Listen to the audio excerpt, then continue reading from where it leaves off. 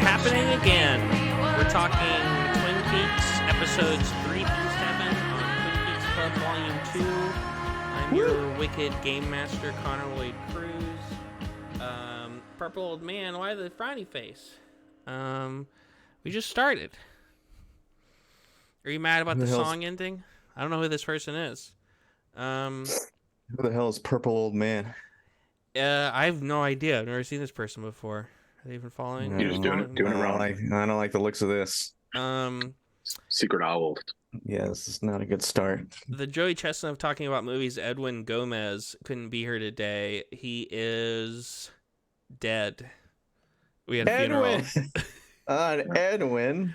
But joining. What's up, guys? It's Brian. And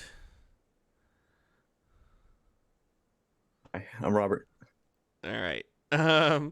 It's a three-hander. We've written just three people. It's because no one was interested. Everyone said fuck Twin Peaks. Yeah. No, a couple of people couldn't make it, and we have somebody coming in to be the third in the game later.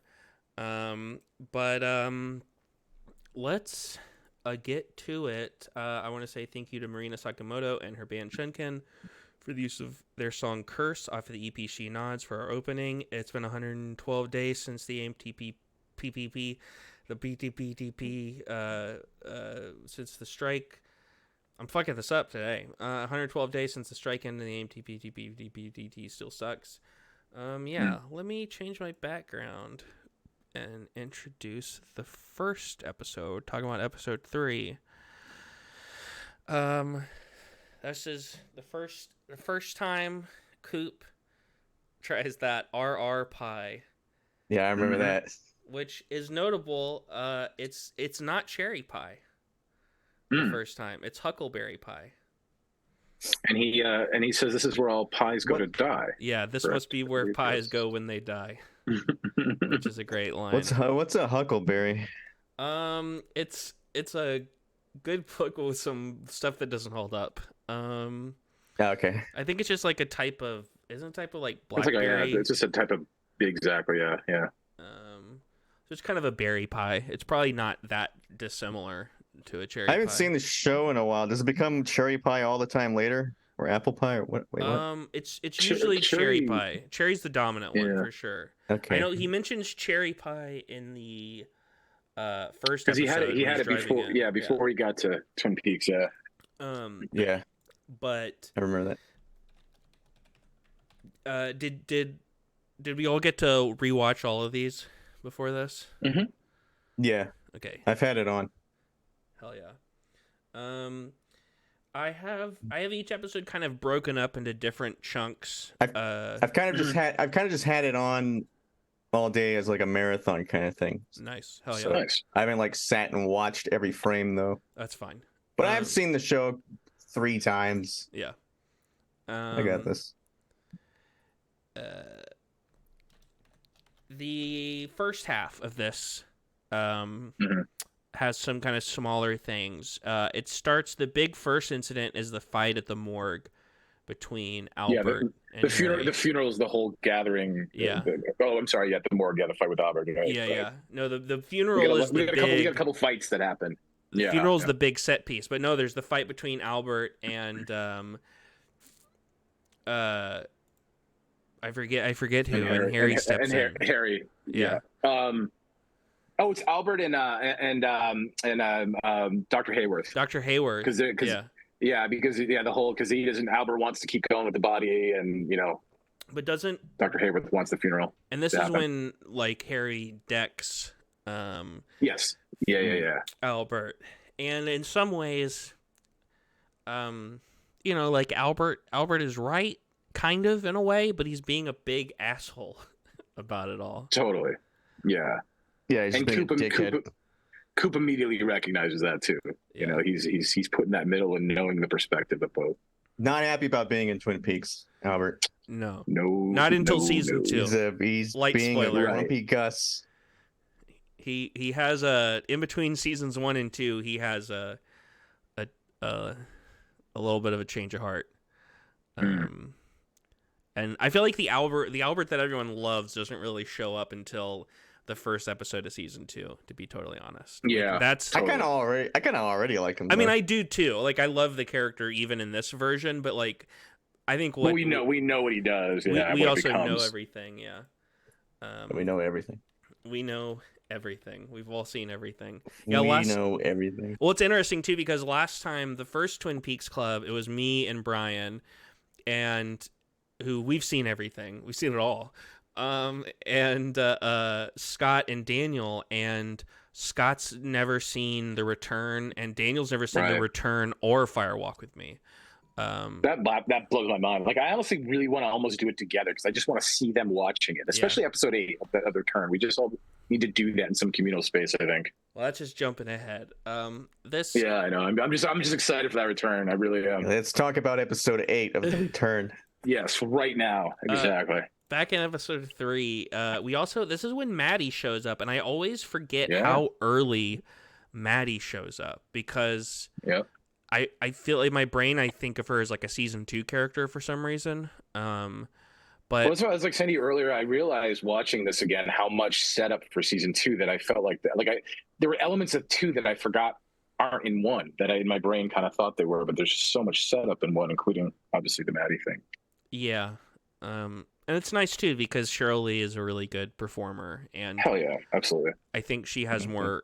I gotta be honest. I like watching her more than Donna and James. Oh, absolutely. Same. Absolutely. Yeah. She's Donna and James are just like a bootleg Wish version of Scooby Doo. They just get a little annoying. they're fine, and they have their charms for sure, but they come across like the characters, the hot young characters who were cast in this show because it's a primetime network show. You know what I mean? As opposed to like a lot of the other younger characters feel like people that David Lynch would just cast in something. Especially Cheryl Lee, but even some of the other people like Sherilyn Fenn and Dana Ashbrook. So many characters in this show. There is a lot. So many. Yeah. So many. We also relearn it. Yeah. My it was like riding a bike for me. Like I sometimes have like totally. I sometimes have like 3 seconds where I'm like, what's their name, what's their name, and then I'm like, yeah. Yeah. And then the next thing you know, you're dropping the lines ahead of it hitting, because you know them so well. But yeah. This is at least my 4th or 5th, and I think maybe closer to like my 6th, 7th, 8th rewatch of the show. That's why my letterbox is just multiple. Like I have no idea. I've lost way lost count after years. Well, because I saw. I mean, especially these first 2 seasons, I've watched so many times. I watched so much in high school, so I literally couldn't. Another thing in the first half we get is bus ass bitch. Oh, yeah. And then That's we also me, baby. get a little fleshing out of Nadine. Where Mr. Boss, Mr. Ass, Mr. Bitch to you. Sorry, I don't mean to interrupt you. Oh, it's okay. Where we get like that wasn't worth it. The first time that Nadine is presented a little more sympathetically, I think. Like the beginning. Absolutely. Partially because I think what they're setting up in the last episode. Yeah, for sure. Yeah, you clean this cup. Jeez. But then the big scene this episode is the funeral. Yeah. And then obviously, it's where we see Bobby and James fight. That was the fight I was thinking about. I like the funeral scene. The funeral's a great scene. Yeah.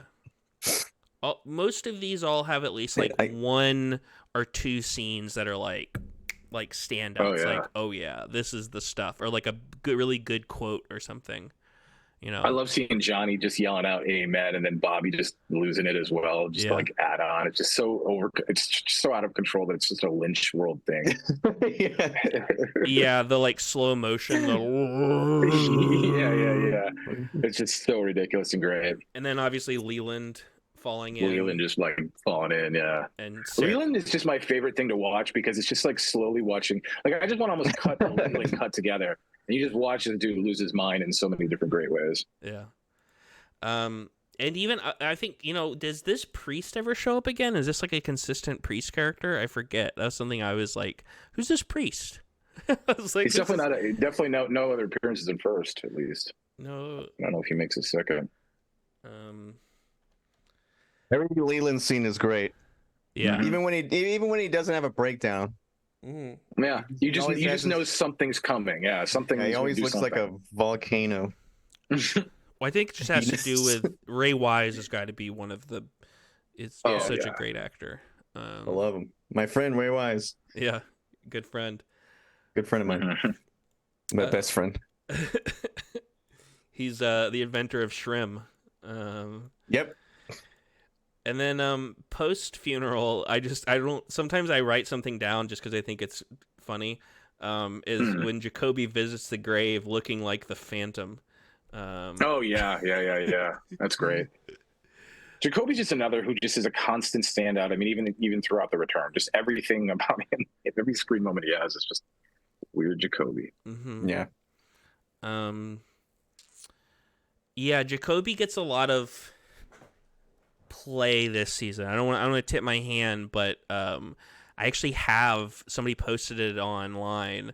This like poll I saw of like who people thought was the killer like during season 1, and obviously like I think you would be stupid not to think that Leo and Jacoby aren't the top suspects at this point. Like where the show is pointing you in this point, but it's interesting. It's a lot of interesting stats. Yeah,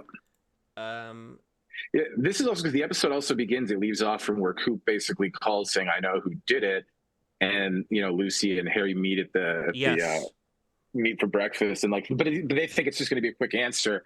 But what's great is it sort of kind of opens up the supernatural elements of the world, where like Harry starts explaining about just the woods and how there's evil and there's always been a thing, and you're sort of setting up this other little, you know, world that's going on, which is cool. Yeah, I had a dream. The Monica Bellucci dream again. Yeah, because even later on, Hawk talks about dream souls and all that. So it was really kind of the first that, other than Coop sort of venturing into the Black Lodge territory, this was the first like in this world realm of seeing that there was a little bit more supernatural elements. I had both of those written down actually. Because they stuck out as notable as times where, you know, like we've seen Cooper bring in them to his ways and stuff, and this episode we're really seeing them start to embrace him. Partially, I think a big part of it is kind of motivated by the Albert stuff. But then has such a way of sweeping in what we see develop when he's eating that pie as well. Oh, thanks for the. Oh man, there's so many. I haven't been looking at chats at all. I know. Oh, you got a packed house. Yeah. Yeah. I gotta look. But, I love Mad Chin. Who? She's the one who plays Shelly. The real Endurbo is telling you to stream earlier, Bobby and me. Yeah, I get that a lot.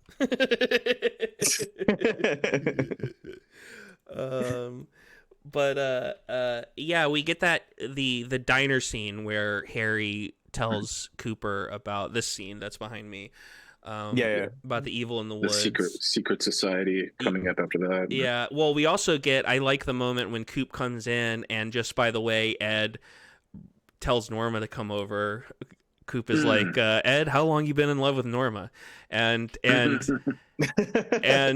then there's like there was a bet that was happening between Harry and Ed, where Harry was like, Ed, he's going to know.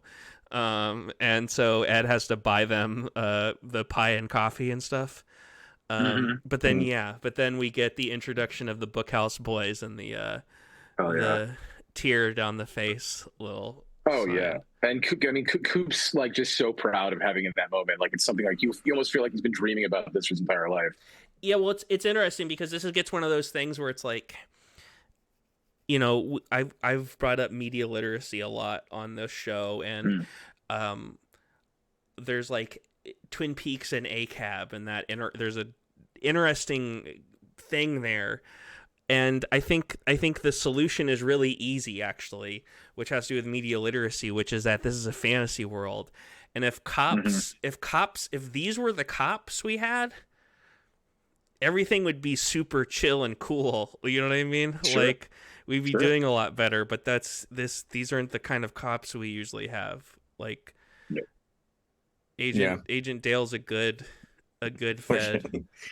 Agent Dale's not shooting any dogs. Yeah. No. Unless he really has to. Yeah. Right. If he had to Unless shoot it's like if it's a really bad dog, then he will. But that's going to be like a way last resort. But I zoned out. I was looking. Somebody sent me some weird shit in chat. Yeah, and then this episode ends at the Great Northern with Leland dancing and breaking down. Don't forget the one quick thing, because it is sort of really subplotty for a while, where it's just the whole Josie thing, and Josie kind of tells Harry what she's thinking is going to happen, and Catherine and Ben and all this, like, conspiracy basically, and at the same time Catherine's spying in and listening, so she's kind of ahead at this point. It's always funny to watch their dynamic too, because it's like one episode one's ahead, the other moves ahead the next episode, and it's just a back and forth with them. But then we're ended with Leland doing awesome Leland things again. Yeah. Let me switch my background. Let's move on to where did this? Sometimes it moves my backgrounds around. Okay, here we go. Episode 4. We get Andy makes the sketch of Bob. We have a visual on the target. So, Bob, I always forget, because I always thought Bob was just like a weird demon guy. I didn't know like he was a guy who died. Like he was just like a normal guy. I don't get it. It's hard to really do that without kind of breaking it though with spoiler territory. I think, even though we all know, but just it's hard. It's kind of hard to talk about right now without getting into too much spoiler stuff. But they talk about how he worked he was a veterinarian. Mm-hmm. I don't remember Bob being a veterinarian. Or he lived above a convenience store near a veterinarian. I remember that. I remember the convenience store thing. Maybe there's a vet. I remember. There's a different Bob who is a later vet. On. I think the Bob that's supposed to be working at the vet is just another guy named Bob. That's kind of leading them down this trail. Yeah, I always think the Twin Peaks I know is the lore from like way later on. Yeah. Like watching these first episodes are kind of weird, because like, oh yeah, this is just a murder mystery still. Mm-hmm. It's none of that weird shit. Yeah, it's they don't quite get into that stuff until next season, I would say. Like more of the Yeah, I always think of season 2 or Fire Walk with Me as Twin Peaks when I remember it. Well, one really is so much setup. It's just kind of wild. Like I said, I forgot how much almost just knowing the whole timeline. But it leaves you really like there's no answers in anything by the end of first season. Yeah, Heidi was saying that there's a lot of Mikes and Bobs. Yeah, totally. Going around. You never have enough Bobs or Mikes. But the only thing is, we did get the one. There's the one and only. This one we got a Gordon Cole. Gordon Cole shows up. Yes. This is as far as the voice, and that's everything. Yep. Coop stands up for Harry on the call with Gordon Cole. That happens. Yeah, that's pretty early on. I have this one kind of not really divvied up by. I have it like divvied up by like plot line. This episode. Yeah, I have a lot of these where it's like. That's kind of what I've been doing for each one for my notes. Just sort of as just watching, I've just got the notes down. And so we have some teen stuff in this. I have one section just labeled the teens. I love the teen stuff. Totally. Is my favorite. Yeah, everyone's favorite. Totally. Donna being stupid. Nobody loved her but us. Yeah. Being stupid. Absolutely. And that's just a recurring theme at all times for sure. It's like, Donna, come on. Like everyone else. Well, I think it's so frustrating considering that the cop stuff. I mean, I still love this show and I'm okay with it because of what it's like doing, but there is something a little frustrating because the cop stuff totally avoids those cliches for the most part, where like people are like, I don't want to share information with you, but you know what I mean, like that kind of cop ego stuff. They're all just like in it. They're just like in, you know what I mean? And in my head, I'm just like, Donna, you just tell Coop. They would just like make you an honorary member of the Bookhouse Boys, probably. Like you would just get to go on missions or whatever. But yeah, I mean, James is there. He's already in. And I think apparently Audrey and Donna were supposed to do more stuff together, but those actresses did not like each other at all. Yeah. That was why Laura Flynn Boyle did not make Fire Walk with Me. Yeah. She was fucking. Why did they not like each other? I think she just was a problem on set altogether, because I know, like, I think it was just a culmination of a bunch of things. She was just a little bit problematic to work with.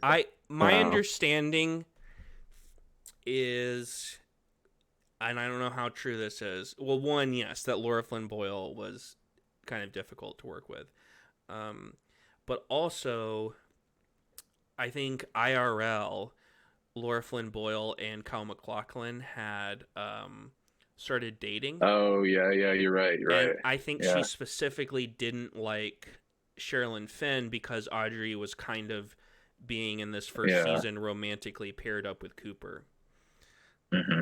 So, you know, even though she's kissing James a bunch, but whatever. But that could be all hearsay and rumor. We do get a cool split diopter shot when Audrey tries to sweet talk her dad. So,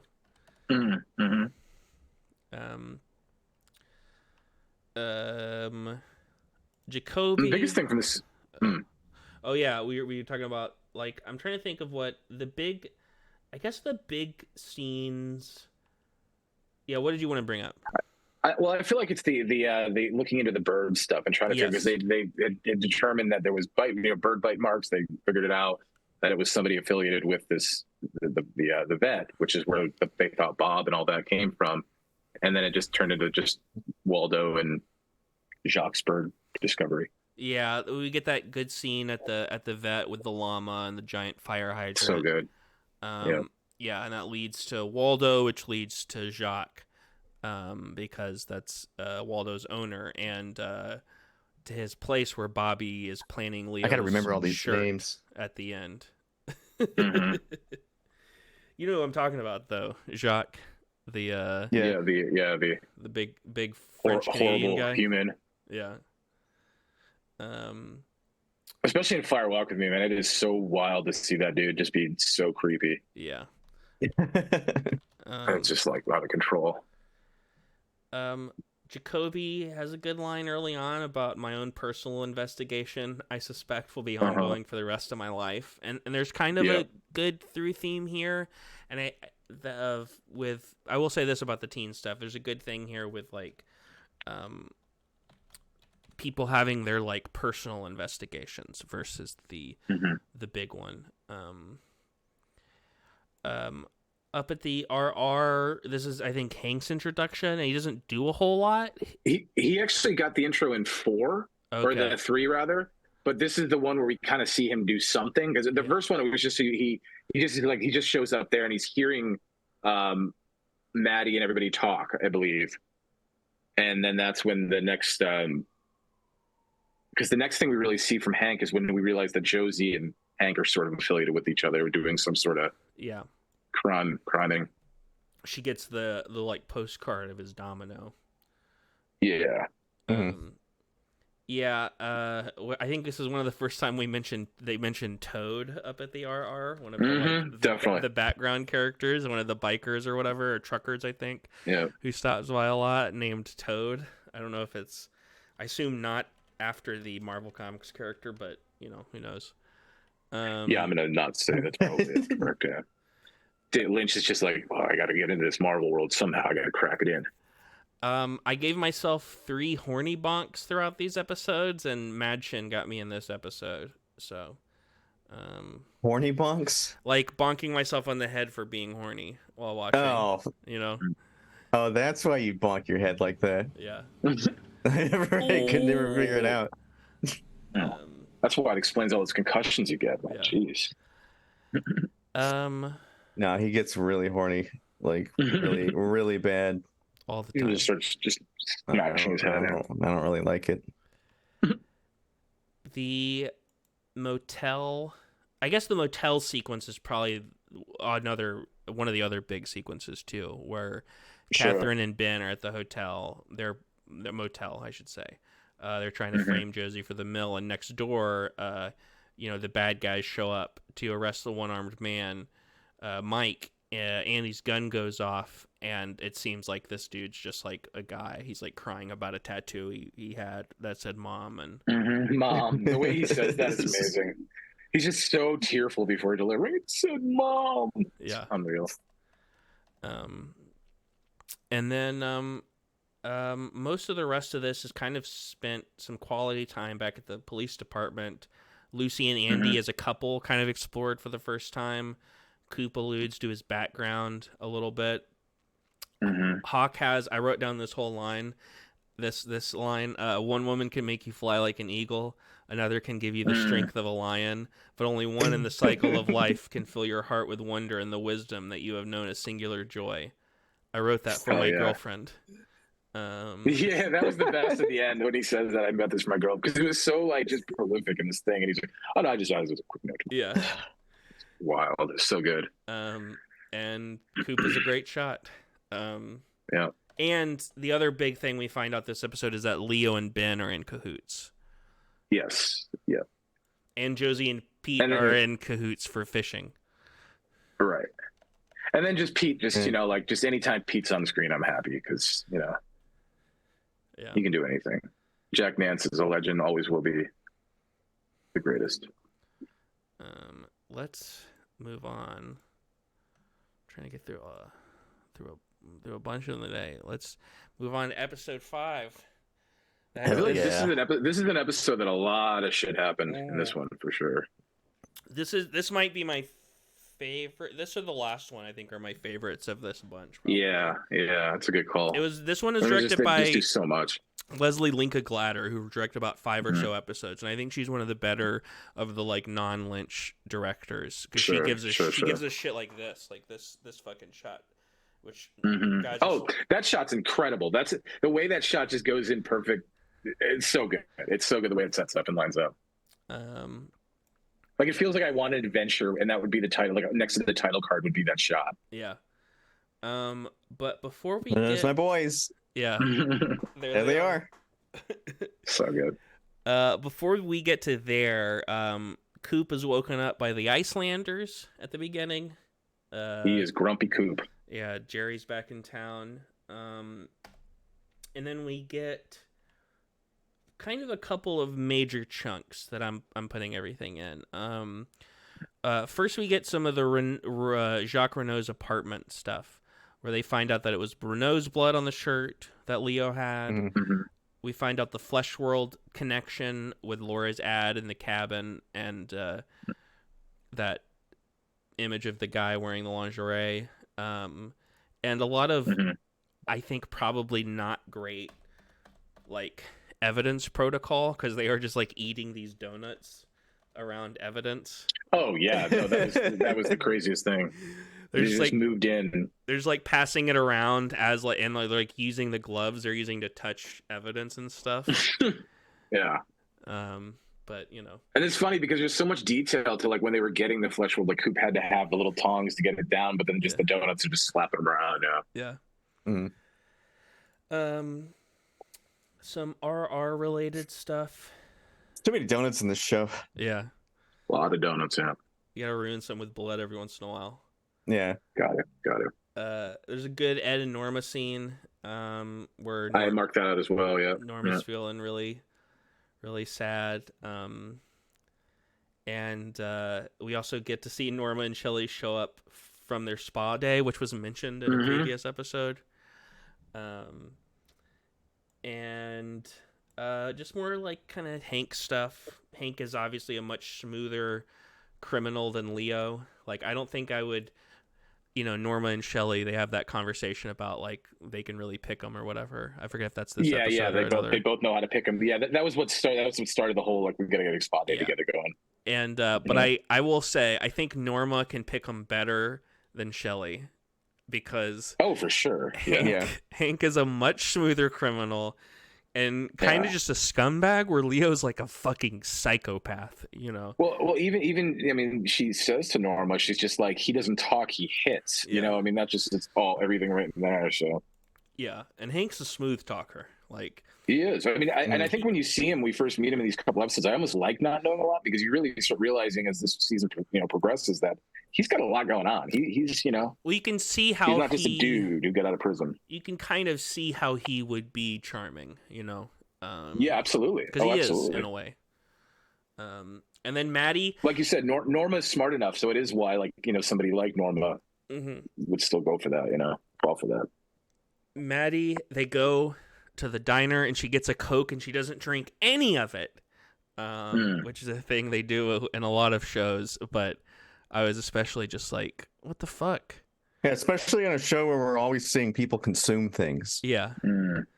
And then also we find out about James's backstory, but who cares? Yeah. And it kind of was. It was a little whiny, and you're just like, "Oh, cool, my mom sucks." Like it was just typical. Yeah.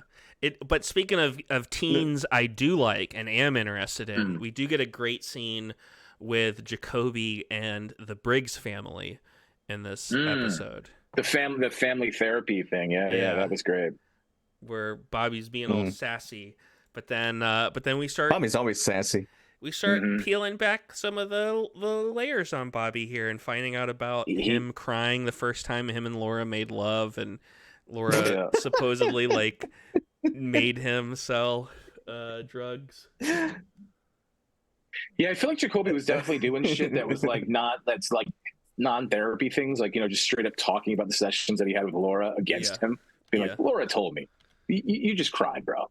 Yeah, it's not really.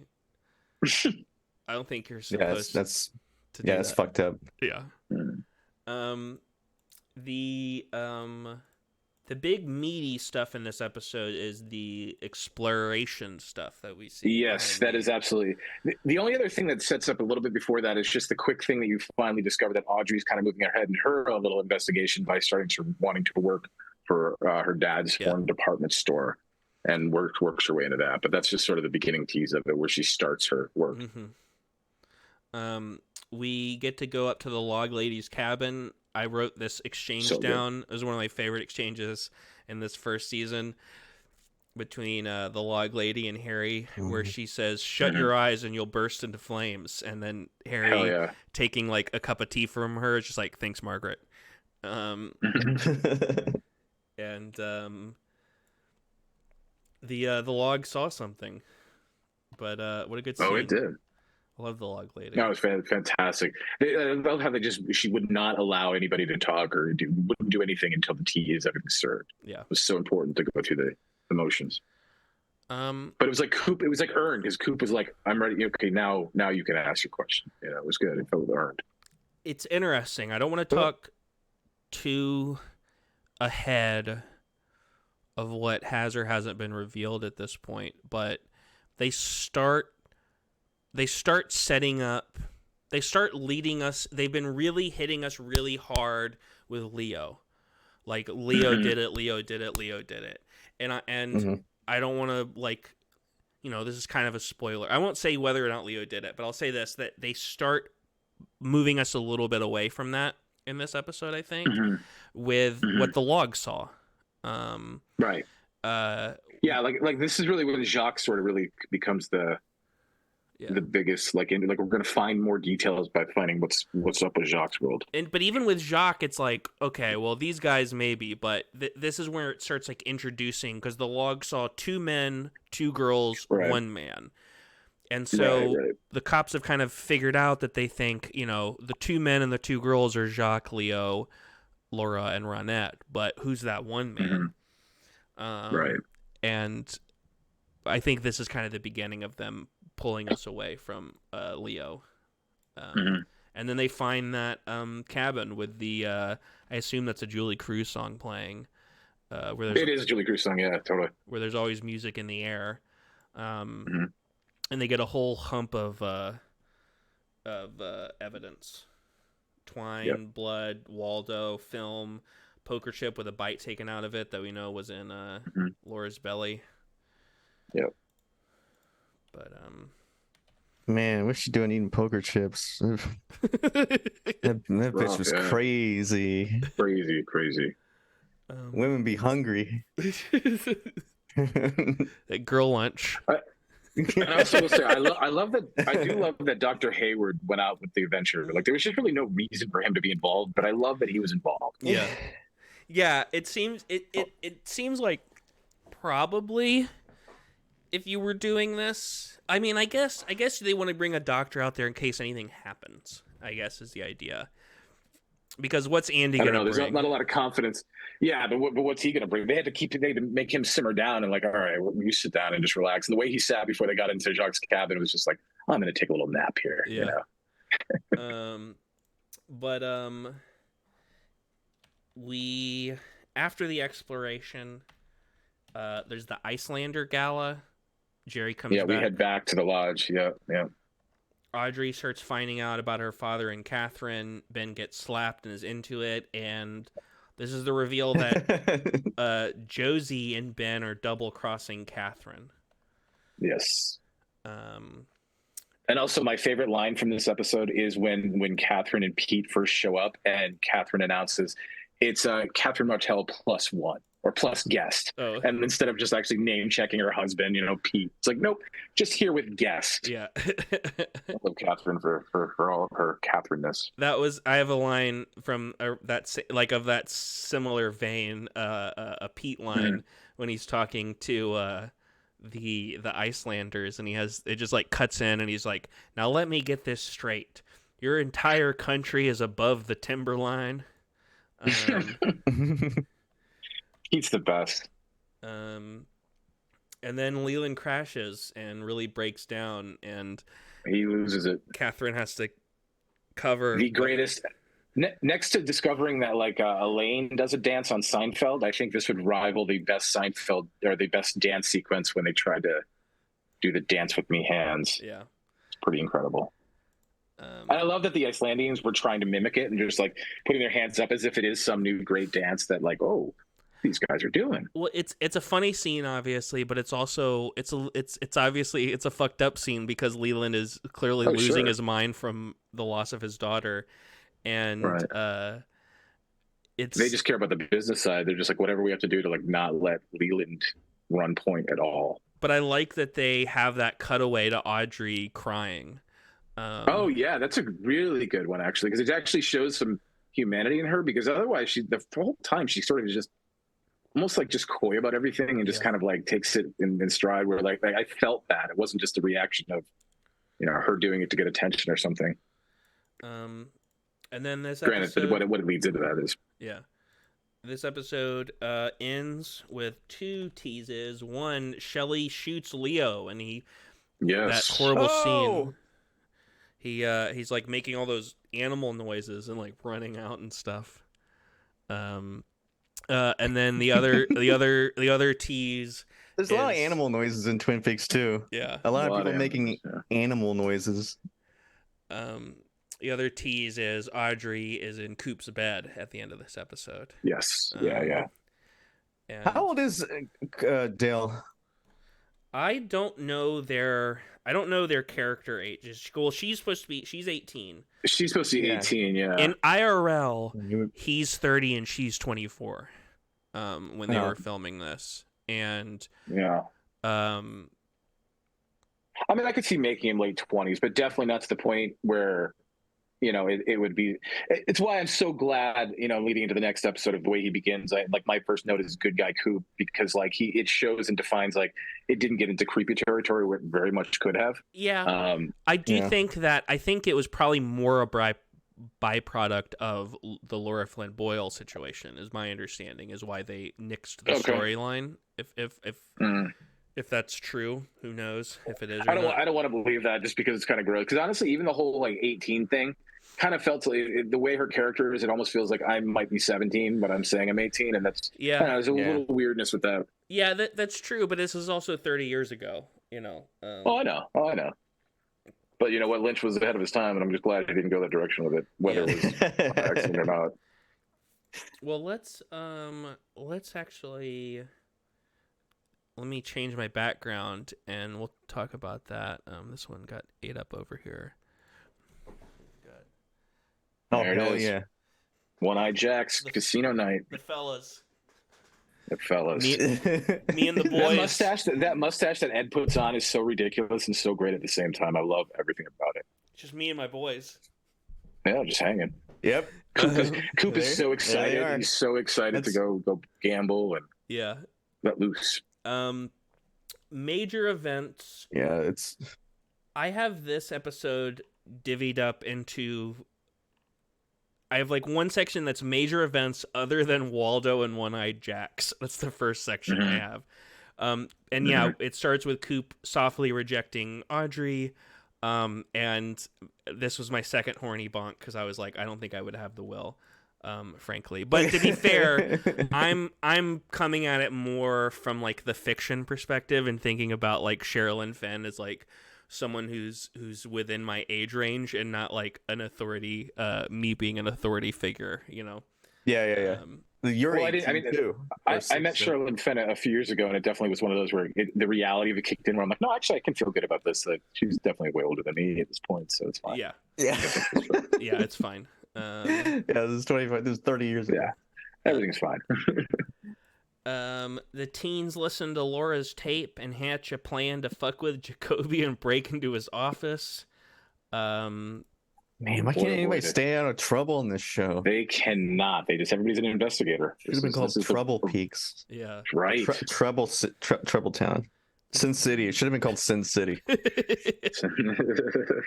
The teens listen to Laura's tape that they found. I already just said that one. Sorry, I haven't deleted it yet. Leland cries alone while Maddie sneaks out.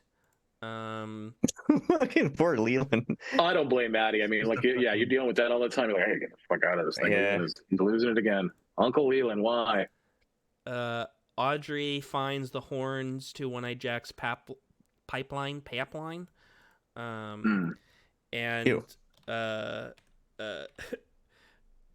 It's funny. I always think about it in this scene where she's like spying on them in the closet and smoking. Dude, are you gonna say about the smoking? I think like last night I'm watching that going like, how do they not know? Yeah, like, at this point in time, like I get what we're doing, but there's like like smoke if you were just in an billowing office, out of the closet. It's the funniest thing ever, and it's again that suspension of disbelief in the Lynch land. But my God, like just living in an office with two other people and then Audrey just smoking away. Yeah, learning all about being a hospitality girl. Yeah, and Ronette being there previously. Catherine finds out about the double cross in this ep. I love the insurance guy. He's great. He's great. Yeah. And then I laughed thinking this is a mild spoiler I would say for next season, but when Catherine is like by herself and she's like think in my head I was like think what about Yellowface? That'd be a good idea. I love when she stops and does that though, where it's that out loud thing. She does it a few different times where it's like I gotta think. Yeah. What do I do in this moment? It's great. And Josie also gets to describe to Harry about all of her fears that are happening with her feeling like Catherine knows and all this stuff too. Yeah.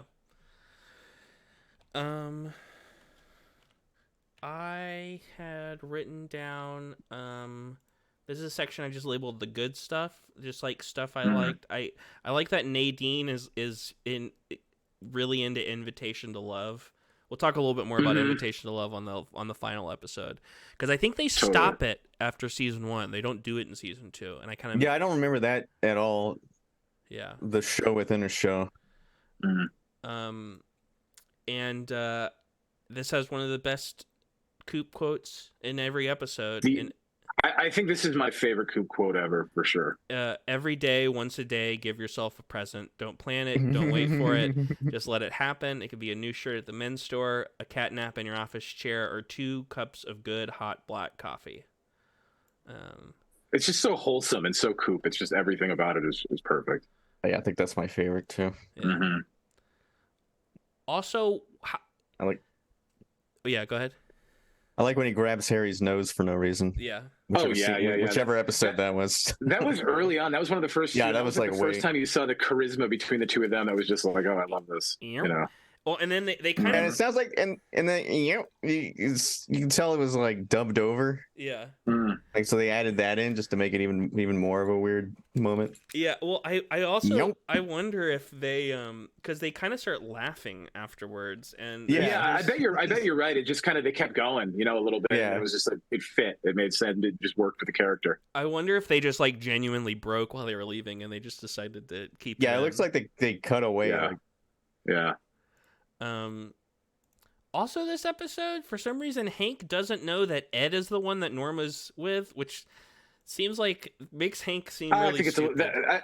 I felt like that's a little tongue in cheek, like, oh, this guy. I think she knows what's up because even back in the day, they talked about because that was Nadine's big thing is that like Norma and Ed were the high school sweetheart type. He knows. He absolutely knows. He's just playing all coy to be like, yeah, this dumb motherfucker that I think about every day in prison killing Yeah. is that guy.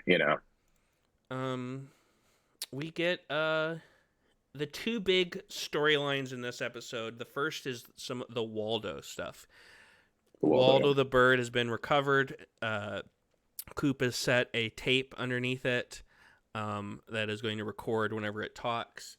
Doc Hayward is really sweet with it. And then, unfortunately, Waldo is killed by Leo. Leo, yeah.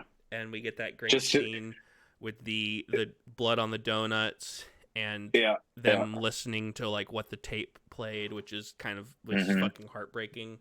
The like, creepy Laura. Leo, no. Oh, and then it's like, hurting me. Yeah. Yeah, and then Andy just being like, "Oh, poor Waldo." And I'm to the point that I'm like, because they've like dressed up, they're in their outfits for the One-Eyed Jack's recon.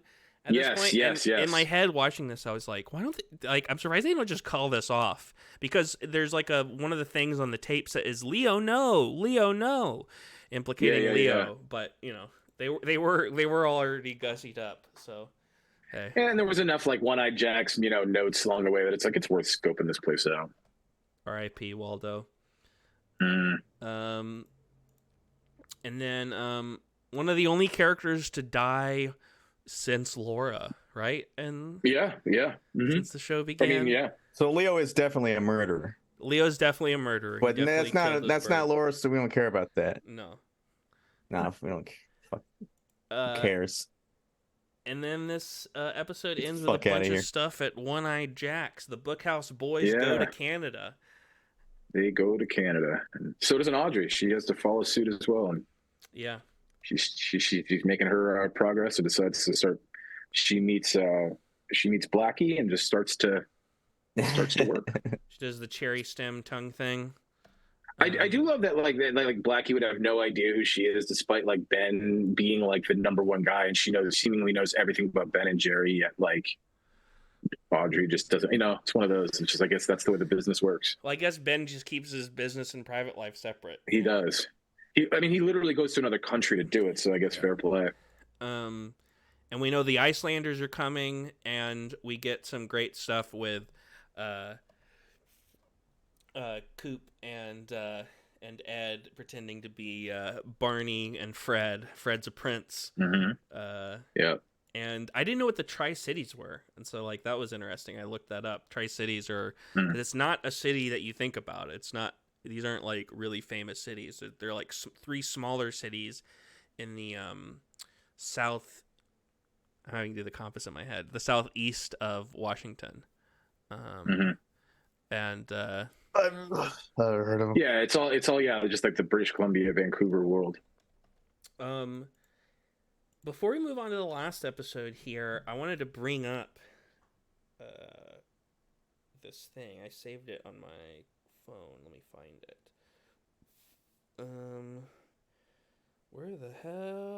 is it? You went there for Marcy went there for a wedding. Here it is. So For the Tri-County area, but I don't think that's in Washington. the Phil Donahue show did a audience poll several days before the finale. So after this episode had aired, but before this final episode had aired, who killed Laura Palmer, who they thought killed Laura. And Sure. I don't know if you guys want to guess who's at the top of the list. I mean, Jacoby or Leo. I mean, Jacoby, I think probably at this point in time would make the most sense. I think Jacoby. I think even back then, Leo would be too obvious. Yeah, like, especially where we were at, we were just talking about with how they kind of moved on. But Jacoby's right front and center, especially in this episode. Jacoby credited, they all have like a credit next to them. Credited as a psychiatrist is at the lead with 31%. Leo is number 2, truck driver Leo Johnson with 17%. Jacques Renault is next with 11. Bobby is also at 11. James Hurley, motorcyclist, is at 8%. At 6%, still alive, people have selected. So, yeah, that's that show. Because what was that show that came out that time where I don't even remember. It was like, I just remember dude like wakes up in the shower and they realize the whole season was fake. Like he was supposed to die. It was some famous thing back in the day. Like who shot blah blah blah. Yeah. You're talking about Dallas. Dallas. Thank you. Who Yeah, shot, where they ended who up shot going back. Jr. Yeah. Yeah, and then it was this whole like, fuck you. We literally watched this whole season. And you're telling us it doesn't exist. So I can imagine that sort of being on people's brain, being like, all right, David Lynch, what are you doing to us here? At both at 4% is Catherine and Benjamin. At 3% is suicide. Just suicide. Also at 3% is Leland, and then at 1%, both at the bottom is Dale and Josie. So it's just interesting. Interesting to see. I want to meet the people who really thought Josie did it. Like, do you think that she's got that? She can handle that amount of stress. Yeah. She doesn't prove herself that much. I mean, because the other big thing that just ends this episode 6 is the whole Team Laura just gets into the whole tricking Jacoby, and we see that kind of flesh out a little bit more, obviously.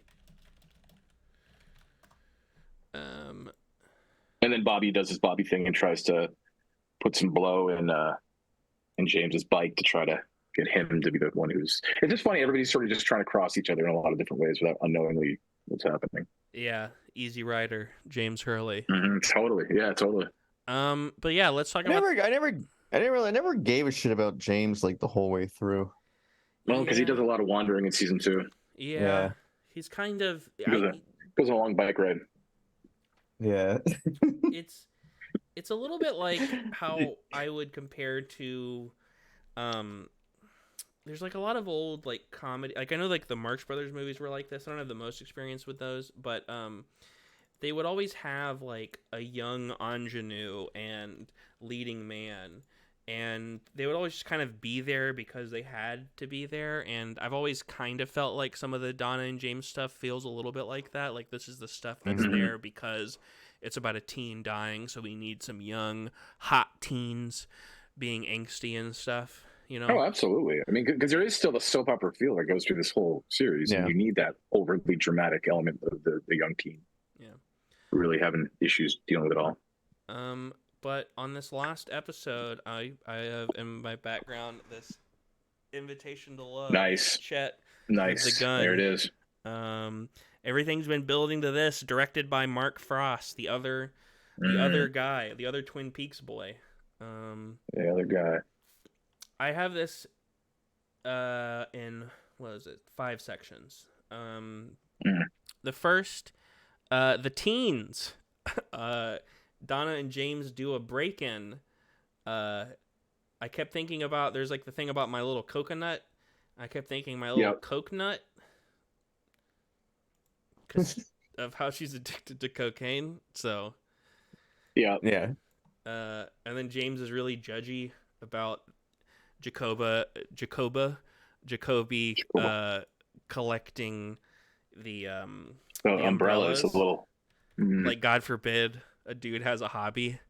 Well, I just love though his entire apartment is set up to be like this weird island destination. Though that is the funny. It's very tiki setup all around. His whole life is tiki. And Jacoby is attacked, but seemingly exonerated in this episode by the tape, which seems to imply that the mysterious J was Leo and not Jacoby. The Corvette. The Corvette sort of gave it a red Corvette. And we get that great shot of Jacoby's eye turning into the roulette wheel at One-Eyed Jack's. Oh yeah.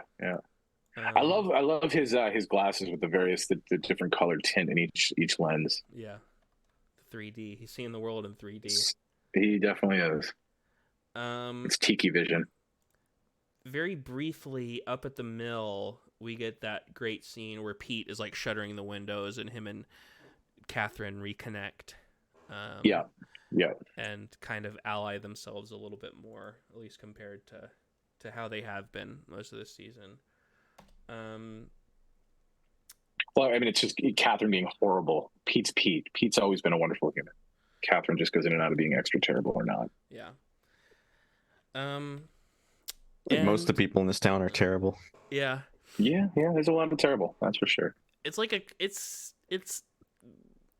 all over the place, I guess. It depends.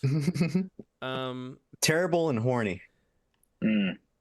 My last 3 sections, just so you guys know how I'm dividing this up talking point wise, is the first section is One-Eyed Jacks, the second section is cliffhangers, most of them at least, and then the last section is the actual ending.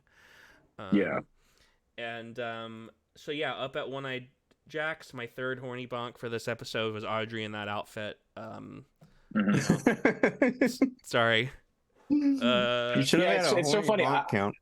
I couldn't even feel that just because I'm like, oh man, Dad's about to walk in. It's just one of those where I think knowing ahead it just kind of got me feeling a little weird. Yeah, I know that it I think I know spoilers, light spoilers for next season. I think I know that it ends up being fine, so I'm like, it's fine. Sure. I think conceptually you're just like, oh.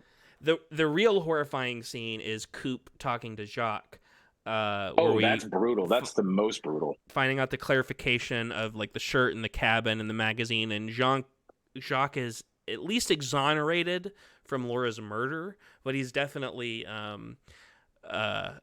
looks like a piece of shit with that close up, the bite the bullet, baby. Oh yeah, when you see every one of his teeth too that go in, yeah, that's just a crazy scene, and he's just relishing in all the agony that everybody went through, and he's just so happy about himself. And then they were able to arrest Jacques. Andy remembers the face of his father and shoots him, and the tale later makes Lucy horny. Andy becomes the hero that Lucy thought she wasn't the entire time. Yeah, but he showed his testosterone on one point. And then the reveal that she's pregnant happens, and he seems to still be on the rocks with her because I don't think he reacted well. He did not react well. And I think this is when we find out Ben is the owner of One-Eyed Jacks, and he finalizes Ghostwood with the Icelanders. But we also we've got like 8 different cliffhangers.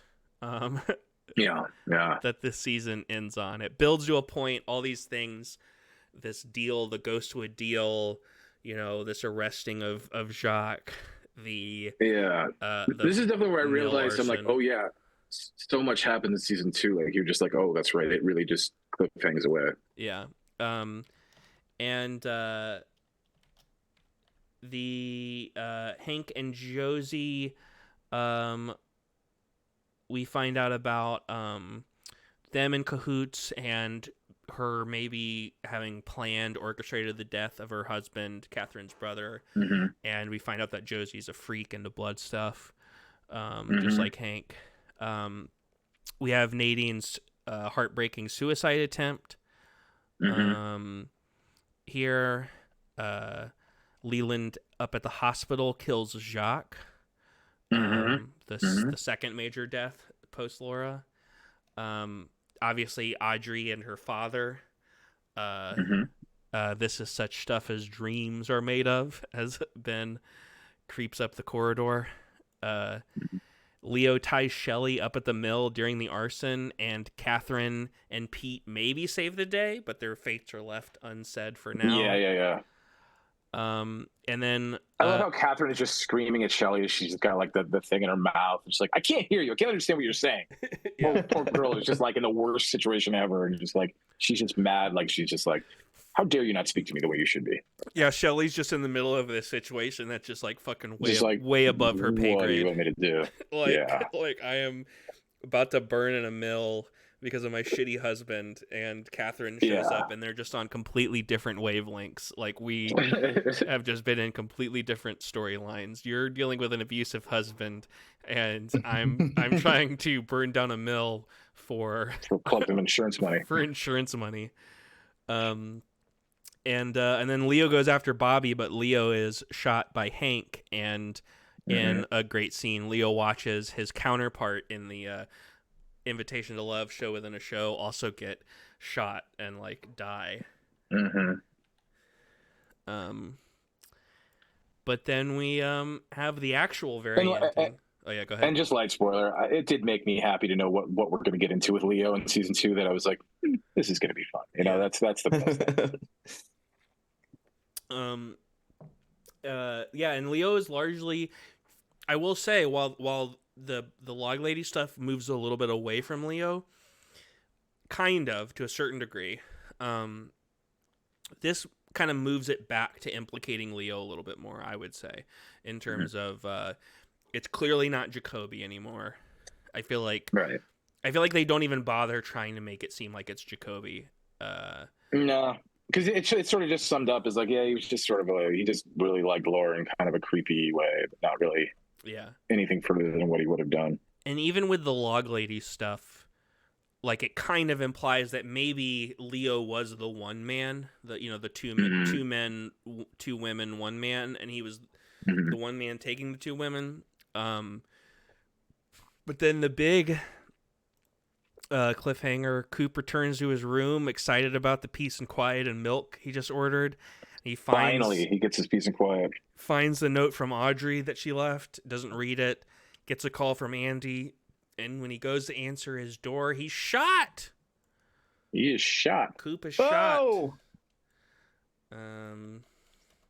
It's a cliffhanger central after that. Yeah, it'd be interesting to know will become what people would have thought at the time of that cliffhanger. I'm kind of curious. I'm sure that was, I would imagine it was pretty impactful, because you're like, is he coming back? Are they just going to kill him off and it's about the people in the town now? Right. And season 2 was a year later? How long was it? Let's look that up. Season 2 has like 30 episodes? 23 or some crazy. Oh, 23. 22. It was, this finale aired May 23rd in 1990, and the next episode aired September 30th of that year. So, oh wow, it's only like 4 months. It's not that bad. No, that's what it was. Traditional, seasons back when that's how when they actually had the time to work. Used to work that way. Yeah, summers would be full of nothingness, and fall would run it in. Because I don't know, it was that quick. Summer was for the blockbusters. Yes. But yeah, good set of episodes. I think it's definitely like it's pacing it out, doling it out. It's not as concentrated, I think, as those first couple of like how good those are. But these are all solid episodes, and they all have like, each episode has at least like 1 or 2 scenes or sequences that's like, oh yeah, now that's sure the goodness stuff. Absolutely. Yeah, let's Fafnir, you should go ahead and hop in here, because I'm some wicked games coming. Yes. Now we're talking. Welcome to Connor's Wicked Games. I'm ready for some games. Sponsored by Chris Isaac. Like Jigsaw, every week I like to play a little game. This week, which peaks is it? And we have another person joining us, and so I'll wait to explain the rules until Fafnir joins. I'm going to message him. We have a bear from the woodlands near Twin Peaks joining us. There he is. Hey. Oh, there's the Twin Peaks right there. There he is. Those are some Twin Peaks. It's the thing that where you guys are talking about. Thanks for joining, Fafnir, for the game. How this game is gonna work. I'm gonna give y'all the name. Hold on, let me readjust something real quick. I'm gonna give y'all the name of someone who is involved with Twin Peaks, and y'all have to tell me: am I talking about Twin Peaks the show, Longs Peak and Mount Meeker in Colorado, mountains known as Twin Peaks, Twin Peaks a live album recorded in Japan by the confusingly named, for the sake of this game, hard rock band Mountain, or the Twin Peaks restaurant chain. I was hoping you'd have that one on there. Yeah. That's good. I remember I was in Florida once. The first time I ever saw that, and I was like, "Oh, there's a Twin Peaks theme. Oh, this is cool." Oh, this is a different Twin Peaks. Also very disappointed by that once. We'll go around. Everyone can answer. 2 points for correct guesses, and you can get a bonus point if you want to guess what that person did. You know what I mean? Like writer, founder, if it's the restaurant chain, surveyor for the mountain one. You know. I'll give those descriptions in a second. Or not descriptions. Oh hell yeah. Nice. Let me read. Ready for some wings. Let me read down this description again one more time, just because I did put a couple little clues in here. Again, you guys are guessing if it's Twin Peaks the show, Longs Peak and Mount Meeker in Colorado, mountains known as Twin Peaks. Twin Peaks a live album recorded in Japan by the hard rock band Mountain, or That's the only one I know. Twin Peaks restaurant chain. So show, mountains, album, or chain. What am I talking about? Okay. So first up, and we're going to start with Brian. We're going to go around, and everyone gets a chance to answer. Billy Zane. Billy Zane. Wait, do I just say? We're starting with Brian. We're going around in a circle. I'll call on you. I'm going to say Twin Peaks show. And what did he? What was his role? If you wanted the Oh man, you got to know the character's name too. I mean, yeah, it's an extra bonus. I don't remember the name. Bobby, are you gonna stay with the show? I'm gonna stay with the show. All right. He had hair still. Yeah, he did. Or maybe he did. I don't know. I don't remember his character's name. He's like a love interest. He fucks some. I don't know. Fafnir, do you have a guess? I think that's a WWE wrestler. I think it is too. Yeah. Fuck. Are you guessing that that he's from the show? You know what? I got to go with the crowd. I'm gonna say he's from the show. All right. It's got to be. That's 2 points for everyone. He played John Justice Wheeler. Damn! I can't believe I couldn't remember that. The tip of my tongue. Okay, next up, Ralph Meeker. Bobby, what was Ralph Meeker involved with? Ralph Meeker. The show, the mountains, the album, or the chain? I'm gonna say he climbed the mountain. Okay. I don't know. He's a guy who climbed the mountain, or he's been there. Fafnir. What's his name again? Ralph Meeker. Ralph Meeker.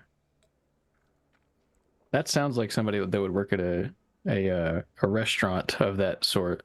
I think he's at the restaurant. And what do you think he did there? I don't know. Probably the janitor. Brian? Yeah, I'm gonna say restaurant. I have no idea what he would have done.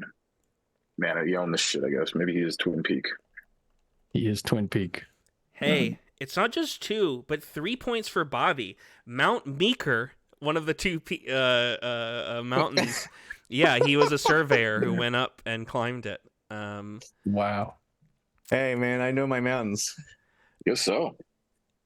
Next up, Fafnir, Tomu Suzuki. Okay, well, I assume that has to do with the album, and I'm gonna say I don't think it's part of the band, but maybe like a sound. I don't know, something with sound, because like they used a studio there or whatever. I don't know. Is that a real answer? Will you take that? I'll accept Sound it. guy? Yeah, Okay. Brian. Yeah, I'm gonna go band. That's all I got. I don't know what else. I don't know what that band is. You're saying it's the album, and what are you saying the guy did? Producer. Bobby? I'm gonna go probably a waitress at Twin Peaks, the restaurant. It was That's my the second guess. album, and Fafnir, you even get an Fuck. extra bonus point because he was an engineer, one of the sound guys. Yes. Damn I knew it. Next up, this is starting with you, Brian. I'm doing this fast because I know we got to get you out of here soon. Yeah. Thanks, appreciate it. Next up, we've got Dwayne Dunham.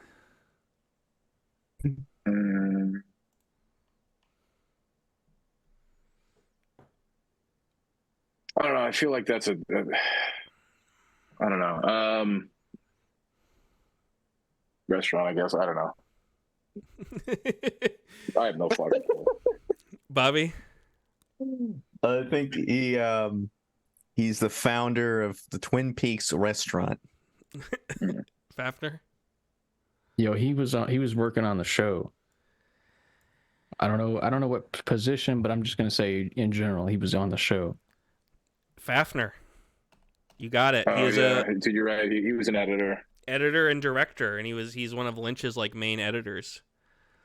The name sounded so familiar, and I didn't really know how to place it. Yeah, I knew it sounded like, familiar. I was thinking about Lena Dunham. I'm thinking about Dunhams I know, and it was not Dwayne Dunham. I was thinking of Jeff Dunham, Just puppet guy.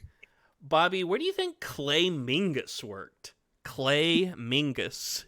Clay Mingus. I think that's probably. I think he's the founder of Twin Peaks, the restaurant. Fafnir? I think Bobby's right. I think he's the founder of the Twin Peaks restaurant. Got to be. Yeah, I think he's definitely some role head up Animator in the restaurant. He is involved with the restaurant. He is a franchisee. He's actually the former Hooters chief legal officer. So. Oh, clearly they had the best guy in mind for it, you know? Next up, who did I ask that one first to? I forget. that was me. That was me. That was you. Fafnir. Felix Papalardi. Felix Papalardi. Oh, I know that guy. He was he had to do with the mountain. The mountain. He died. He was a tourist. Brian. That's my answer. I'm gonna go back to my the same answer I had last time I did this with the producer with the music album band. Blah blah blah. Bobby. Oh man,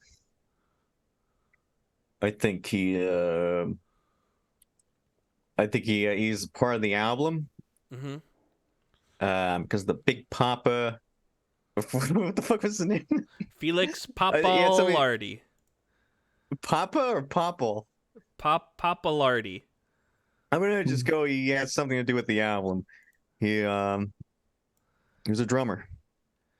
He did have something to do with the album. He was bass and vocals though.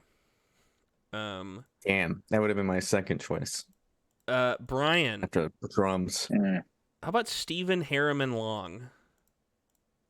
What's his name? Stephen Harriman Long.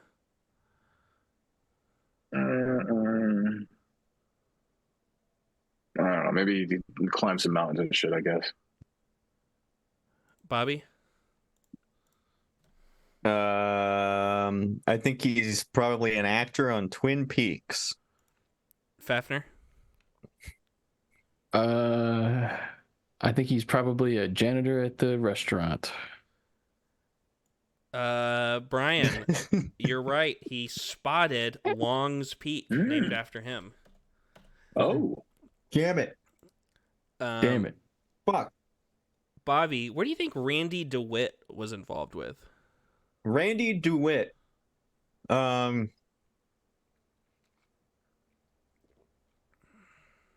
DeWitt. I think he was an actor on Twin Peaks. Fafnir? I think he was a he worked on the mountain. He was a ranger. Brian? He worked at the restaurant. I'm gonna say restaurant. He's some high up guy at the restaurant. I'm gonna give you the bonus point for that. He is the founder of Twin Peaks restaurant chain. He is the high up guy. Damn it. Yeah. One of two. Fafnir, what about Lenny Van Dolen? What about him? Where's he work? What'd he do? What'd that Lenny do? Lenny Van Dolen. You know what? I'm just gonna go with he worked on the show. I couldn't give you a spot. I don't know. I want my 2 points. Brian? I feel like I've seen the name before. I'm gonna say Twin Peaks, the show. Bobby? I mean, some actor on there, but I don't know that role.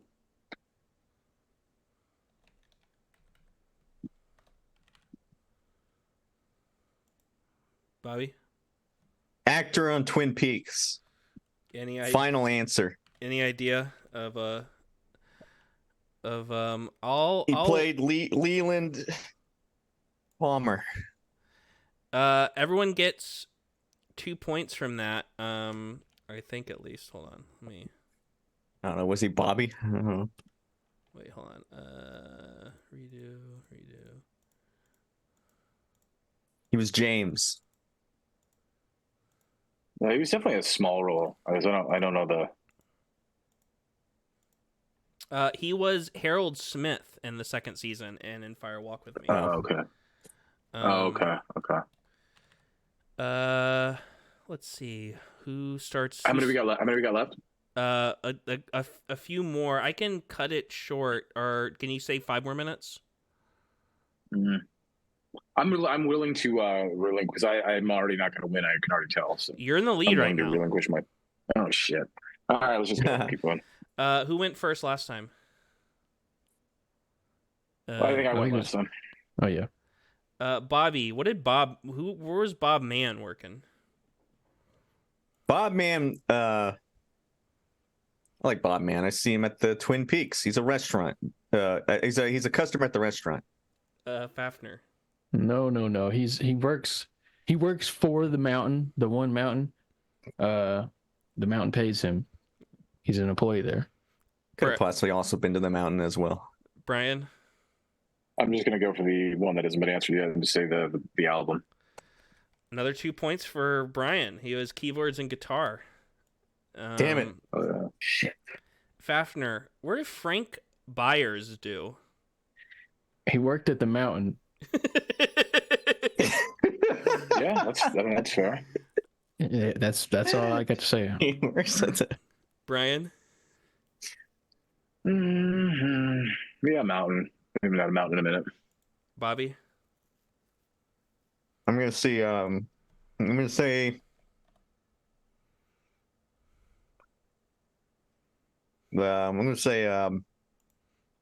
was on the show Twin Peaks.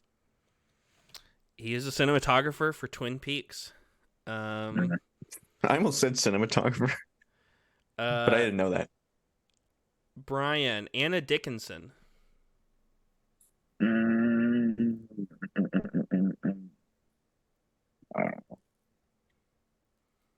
Mountain shit. Yeah, fuck it, mountain. Bobby? Is she she's like a waitress at Twin Peaks. At the restaurant Twin Peaks.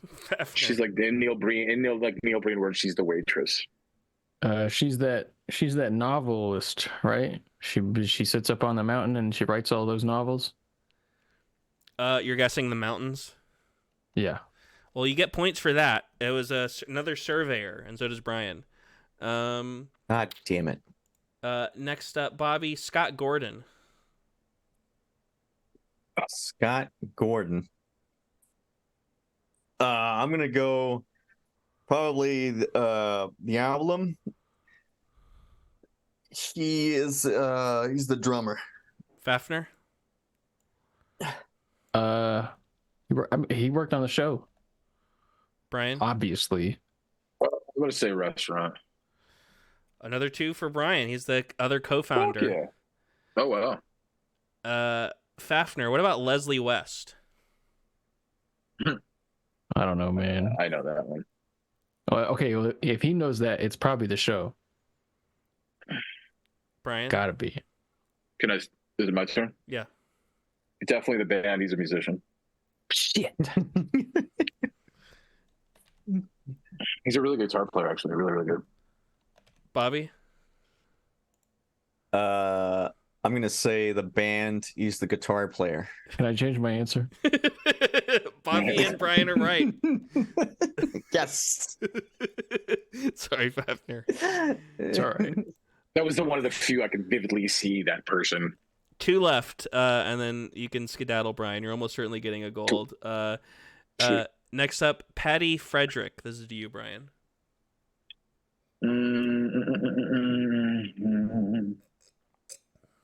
Mountains.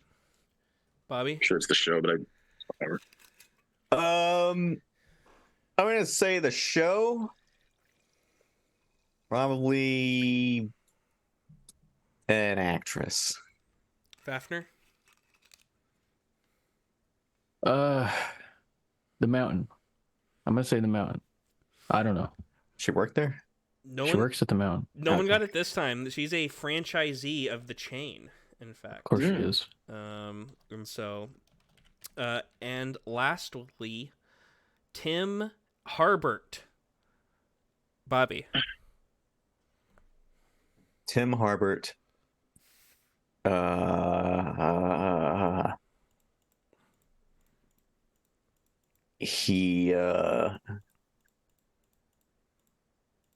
He's been to the he works at the on Twin Peaks, the show. Fafnir. Works on Twin Peaks, the show. Brian. Yeah, I'm gonna say definitely the show, but I'm gonna one up and just guess a producer. Production supervisor. On the show, and Brian gets the gold with 26 points. Bobby and Fafnir really close. Bobby had 18 points and Fafnir 15. Well, you guys can battle out the gold for that last question, or the silver and bronze rather. Yeah. I'm gonna go watch Defoe be crazy. Yeah, I know you've got to run, and we're gonna wrap up the show here. I don't know if you want to stick around for 5 minutes, Fafnir. Let's all go to Twin Peaks, the restaurant. Bye, Brian. See you guys. I'll catch you all soon. Bye. All right, see you, Brian. Okay, bye. I was gonna say, anything else anyone else wants to shout out? I think we should get a ceasefire up in here. I watched the 4th season of True Detective, which was good. I still gotta watch that. Wish it was better. It's missing like the vibe of the first season, of not just the first season. I would say even the 2nd and 3rd season has that vibe, even if they're not as well written. But it's it's like a cool, polished detective show. And then I finally watched the first season of Severance, and I thought that was great. I thought that was really, really, really good. I haven't seen that either. But I do want to watch the new True Detective season. Yeah. I watched episode 1 of Twin Peaks, and I thought it was pretty good. So Nice. I'm thinking about watching episode 2. Hell yeah. You should. You should. It's a great show. Maybe I Watch will. 2, 3, 4 more of those. Eats, Maybe I'll just go to the restaurant. drinks, scenic just go- views, craft beer. So everything you can Wings, want. Yeah, exactly. ribs. Sounds good. I got overcharged at a Twin Peaks like 10 years ago. They charged me like $140. Jesus Christ. I had to come back the next day and be like, hey, what the heck? But yeah, let's wrap up this little show. When are you doing season 2? Well, yeah, I was gonna say next Twin Peaks Club, late March, early April.